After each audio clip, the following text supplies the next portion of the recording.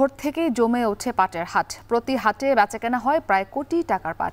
এই মৌসুমে উৎপাদন কম হওয়ায় দাম কিছুটা বাড়তি, তবে কৃষকরা বলছেন তা যথেষ্ট নয়। এ নিয়ে আরও জানাতে মান্দা উপজেলার সতীহাট থেকে যুক্ত হয়েছেন আব্বাস আলী। আব্বাস, মন প্রতি পাটের দাম কেমন দেখছেন এবং দাম নিয়ে কৃষকরা কি বলছেন?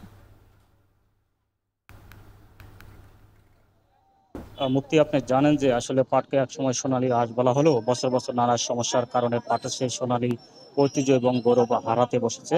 তো চলতি মৌসুমে আসলে অনাবৃষ্টি এবং প্রচন্ড খরার কারণে কাঙ্ক্ষিত লক্ষ্যমাত্রা অর্জিত হয়নি। এতে করে কৃষকরাও ক্ষোভ প্রকাশ করেছেন।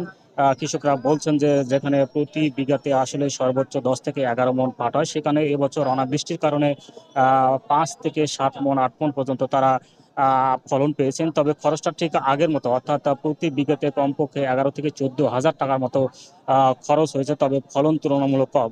আমি এখন অবস্থান করছি নওগাঁ মান্দা উপজেলার সতীহাট সাপ্তাহিক হাটবার। আশপাশের বিভিন্ন এলাকার কৃষকরা আসলে এখানে পাট ভোরের আলো ফোটার পর থেকে পাট এখানে বিক্রি করার জন্য নিয়ে আসছেন। আর এই হাটে আমরা দেখেছি যে পাট বিক্রি হচ্ছে প্রতি মণ 3,000 থেকে 3,300 টাকা মণ, যা গত বছরের মৌসুমের শেষ পর্যন্ত পাট বিক্রি হয়েছে সর্বোচ্চ 2,800 টাকা মণ। সেই হিসেবে বলা যায় যে এবছর প্রায় 500 থেকে 700 টাকা মণ বেশি দরে বিক্রি হচ্ছে। কৃষকরা বলছেন যে যেহেতু এবছর অনাবৃষ্টি, এই কারণে আসলে খাল বিল বা ডোবাতে পানি না থাকার কারণে তাদের পাট জাগ দেওয়ার কারণে সমস্যা হয়েছে, অর্থাৎ শ্যালো মেশিন বা ডিবের পানি দিয়ে তাদেরকে পাট জাগ দিতে হয়েছে। আর এই ডোবাতে পানি না থাকার কারণে পাট জাগ দিতে গিয়ে দেখা গেছে যে পাটের কালার কিছুটা কালচে কালার ধারণ করছে। এই কারণে পাটের দাম কিছুটা তারা কম পেয়েছেন।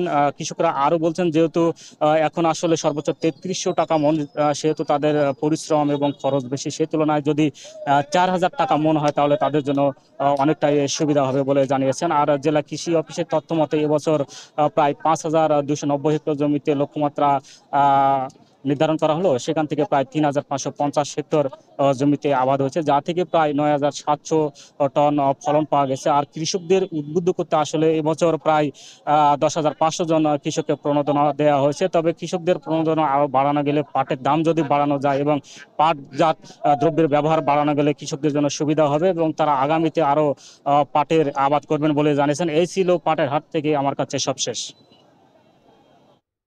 নওগাঁ থেকে যুক্ত ছিলেন আব্বাস আলী।